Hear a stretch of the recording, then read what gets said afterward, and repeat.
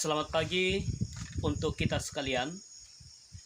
Saudara-saudari yang dikasihi oleh Tuhan kita Yesus Kristus, pembacaan Alkitab kita telah sampai di dalam kitab Esner pasal 10 dan dilanjutkan dengan Ayub pasal 1 dan pasal yang kedua.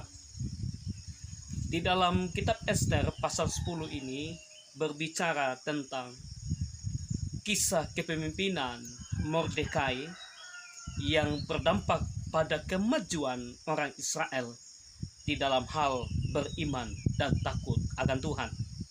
Sedangkan di dalam Ayub pasal 1 dan pasal yang kedua, ini berbicara tentang perjalanan atau kisah iman Ayub yang harus siap menghadapi ujian dan cobaan.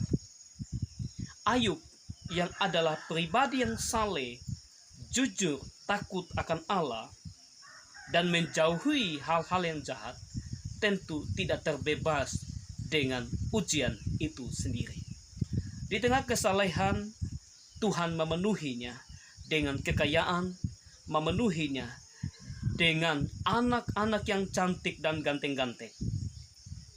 Nah, Bapak Ibu, di tengah-tengah hidup yang penuh dengan keberkatan, ayat yang ke-6 berkata, pada suatu hari datanglah anak-anak Allah menghadap Tuhan, dan di antara mereka datanglah juga iblis. Saudara, pada suatu hari datanglah anak-anak Allah, dan di dalamnya datang juga si iblis. Dan disinilah kisah perjalanan iman Ayub itu dimulai. Nah, saudara-saudara yang dikasihi oleh Tuhan kita Yesus Kristus, perjalanan Ayub menerima ujian tentu tidaklah gampang, di mana anak-anaknya harus mengalami kejadian yang tragis. Harta benda habis lenyap seketika. Dan tentu peristiwa ini adalah peristiwa yang memilukan hati Ayub itu sendiri. Namun saudara, kekaguman Ayub terhadap Allah tidaklah berubah. Ayat yang ke-20 sampai 22 berkata begini, maka berdirilah Ayub lalu mengoyak jubahnya dan mencukur kepalanya.